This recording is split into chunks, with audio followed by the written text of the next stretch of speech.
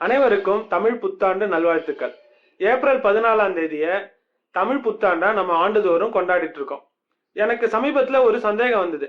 இது தமிழ் புத்தாண்டு அப்படின்னு சொல்வது சரிதானா, இல்ல அத பேரை மாற்றணுமா அப்படின்னு. இதை கேட்டா நீங்க என்ன நினைப்பீங்க? இருக்கிற பிரச்சனை எல்லாம் போறாதா, இது வேற புது பிரச்சனையை கலப்புறானே அப்படின்னு நினைப்பீங்க. இன்னும் சிலர் என்ன நினைப்பீங்க, இப்படிதான் நம்மளோட முன்னாள் முதல்வர் கொஞ்ச நாள் முன்னாடி ஒரு பிரச்சனை பண்ணாரு, இப்ப புது வருடத்தையே மாத்தணும்னு சொல்லிட்டு இருந்தாரு, நல்ல வேலை அப்படிலாம் எதுவும் நடக்கல அப்படின்னு நீங்க நினைப்பீங்க.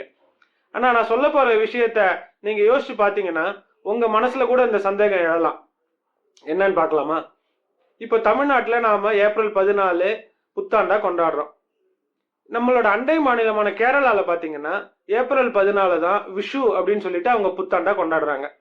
அதே மாதிரி நீங்க கொஞ்சம் மேல போனீங்கன்னா ஒரிசா மாநிலம், அங்கேயும் ஏப்ரல் 14 தான் புத்தாண்டா கொண்டாடுறாங்க. மேற்கு வங்காளத்திலயும் ஏப்ரல் 14 தான் புத்தாண்டு. அப்படியே நீங்க வலது பக்கம் போனீங்கன்னா வடகிழக்கு மாநிலங்கள் அஸ்ஸாம், மேகாலயா, மிசோரம், திரிபுரா, அருணாச்சல பிரதேசம் எல்லா மாநிலங்களுமே ஏப்ரல் 14 தான் புத்தாண்டா கொண்டாடுகிறார்கள். அப்படியே நீங்க இடது பக்கம் வந்தீங்கன்னா பஞ்சாப் மாநிலம், அங்கேயும் ஏப்ரல் 14 தான் புத்தாண்டா கொண்டாடுறாங்க. இந்த மாநிலங்கள் எல்லாம் தவிர வேறு சில மாநிலங்களிலும் சில மக்கள், சில பகுதிகளில் இருக்க மக்கள் புத்தாண்டா கொண்டாடுறாங்க. அது யாருன்னு பார்க்கலாமா? டோங்ரான்னு மக்கள் இருக்காங்க. அவங்க ஜம்மு காஷ்மீர்ல இருக்காங்க, ஹிமாச்சல பிரதேசத்துல இருக்காங்க, உத்தராகண்ட்ல இருக்காங்க. அவங்க ஏப்ரல் 14ஆம் தேதியை தான் புத்தாண்டா கொண்டாடுறாங்க.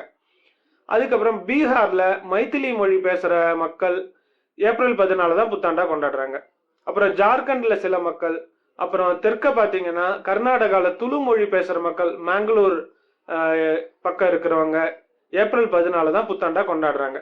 இப்போ உங்களுக்கே ஒரு சின்ன சந்தேகம் வந்திருக்கலாம், ஓஹோ இது தமிழ்நாட்டுல மட்டும் கொண்டாடுற பண்டிகை இல்லையா, இந்தியால மற்றவர்கள் எல்லாம் கூட இவ்வளவு இடத்துல கொண்டாடுறாங்களா அப்படின்னு நீங்க நினைப்பீங்க. ஆனா அதோட இன்னொரு ஆச்சரியகரமான விஷயம் இருக்கு. அது என்னன்னா, இந்தியா மட்டும் இல்ல, பல அண்டை நாடுகள்ல கூட ஏப்ரல் 14 புது வருஷமா கொண்டாடுறாங்க. அந்த நாடுகள்லாம் யாருன்னு பார்க்கலாமா? ஸ்ரீலங்கா. ஸ்ரீலங்கால சிங்கள மக்கள் ஏப்ரல் 14 புது வருஷமா கொண்டாடுறாங்க. அப்புறம் நேபாளம், மியான்மார், தாய்லாந்து, லாவோஸ், கம்போடியா, இந்த அனைத்து சவுத் ஈஸ்ட் ஏஷியன் கண்ட்ரீஸ்லயும் ஏப்ரல் 14 தான் புத்தாண்டா கொண்டாடுறாங்க. அது மட்டும் இல்ல, இன்னொரு ஆச்சரியமான இடம் பலுச்சிஸ்தான். பாகிஸ்தான்ல இருக்கிற பலுச்சிஸ்தான்ல இருக்கிற ஹிந்து மக்கள் ஏப்ரல் 14 தான் புத்தாண்டா கொண்டாடுறாங்க இன்று வரைக்கும். இதை கேட்ட உடனே உங்களுக்கே கொஞ்சம் மனசுல இன்னும் கொஞ்சம் சந்தேகம் ஆழமா இருக்கும், ஓஹோ இதுல ஏதோ மறைந்திருக்கிற உண்மை இருக்கு போல இருக்கே அப்படின்னு. அதுக்கு போறதுக்கு முன்னாடி எதனால ஏப்ரல் 14 நம்ம கொண்டாடுறோம் அப்படின்னு பார்க்கலாமா? நம்மளோட முன்னோர்கள் வசந்த காலத்தோட ஆரம்பத்தை தான் புது வருஷமா கொண்டாட ஆரம்பிச்சாங்க. அந்த வசந்த காலம் ஏன் அவ்வளவு முக்கியத்துவம் பெற்றது? குளிர்காலத்துக்கு அப்புறம் வர்றது வசந்த காலம். அந்த குளிருக்கு அப்புறம் ஒரு இதமான சூடு வருது. அப்ப பாத்தீங்கன்னா சாலைகள்ல செடிகளும் மரங்களும் பூத்து குலுங்குகின்றன, விளைச்சல் நல்லா விளையுது. அதனால ஆண்டிலேயே வசந்த காலம் தான் ரொம்ப சிறந்ததாகவும் இனிமையாகவும் கருதப்படுகிறது. அதனாலதான் நம்ம முன்னோர்கள் வசந்த காலத்தை தான் ஆரம்ப காலமா கருதுனாங்க, பின்பற்றி வந்தாங்க, ஆண்டோட ஆரம்பமா. இந்த மார்ச் ஏப்ரல் டைம் தான் வசந்த காலத்தோட ஆரம்பம்.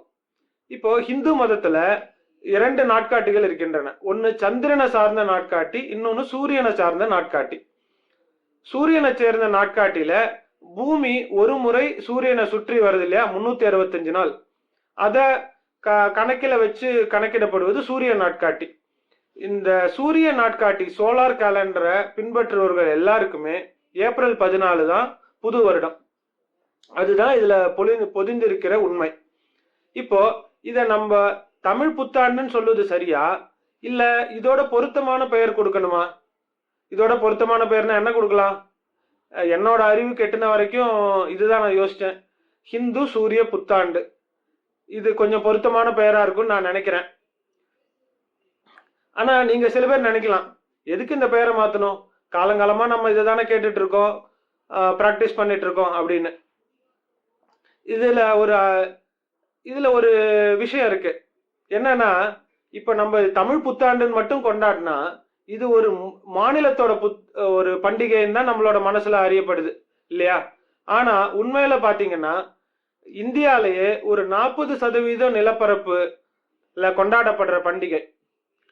இது ஒரு கலாச்சார ஒற்றுமையையும் பாரம்பரியத்தையும் பறைசாற்றுகிறது. இதை நம்ம தமிழ்நாட்டோட பண்டிகை அப்படின்னு மட்டும் கொண்டாடினா அது எப்படி தெரியுமாங்க இருக்கு? இப்போ ஒரு பெரிய மரம் இருக்குன்னு வச்சுக்கலாம். அதுல நிறைய கிளைகள் இருக்கின்றன. அதுல நிறைய பூத்து குலுங்குது. பார்க்கறதுக்கு ரொம்ப அழகா இருக்கு. இதுல ஒரு கிளை மட்டும் நினைக்குது நான் தான் இந்த மரமே அப்படின்னு நினைக்குது. அது சரியான பார்வையா? இல்ல இல்லையா? அது அந்த கிளையோட அறியாமை தான். அத மாதிரிதான் இருக்கு. நம்ம இந்தியால பல பகுதிகளில கொண்டாடப்படுகிற ஒரு பண்டிகையை தமிழ்நாட்டு பண்டிகைன்னு நம்ம நினைக்கிறது. அந்த மரம் இல்லாமல் கிளைகள் இல்லை, வேர் இல்லாமல் மரம் இல்லை. நம்ம மொழி அப்புறம் மாநிலம் அப்படின்னு பிரிந்து இருந்தாலும் நம்மளை ஒருமைப்படுத்துறது இந்த கலாச்சாரம் தான். நம்ம எல்லாருமே ஒரே வேர்ல ஒரே விதையிலேருந்து வந்த மரத்துல இருக்கிற கிளைகள் தான் அப்படின்னு நம்ம உணரணும். அப்பதான் நம்ம ஒற்றுமையா இருக்க முடியும், நம்ம நாட்டை முன்னேற்ற பாதையில கொண்டு செல்ல முடியும். இததான் பாரதியார் ரொம்ப அழகா சொன்னாரு 100 வருஷம் முன்னாடியே. 30 கோடி முகமுடையால் உயிர் மொய்ப்புற ஒன்றுடையால் செப்பு மொழி 18 உடையால் எனில் சிந்தனை ஒன்றுடையால் அப்படின்னு சொன்னாரு. அந்த காலத்துல 30 கோடி மக்கள் இருந்திருக்காங்க இந்தியால. அவங்க 30 கோடி மக்கள் இருந்தாலும் நம்மளோட சிந்தனையும் உயிரும் ஒண்ணுதான் அப்படின்னு சொல்லியிருக்காரு பாரதியார். என்ன ஒரு தொலைநோக்கு பார்வை இல்லையா? நம்ம இந்த நல்நாள்ல இந்தியாவை பற்றி அறிவோம், இந்தியாவுடன் இணைவோம். இதே மாதிரி நிறைய இந்தியர்களை நம்முடன் இணைக்க நீங்க இந்த காணொலியை உங்களோட நண்பர்களுக்கும் உறவினர்களுக்கும் கண்டிப்பா அனுப்புங்க.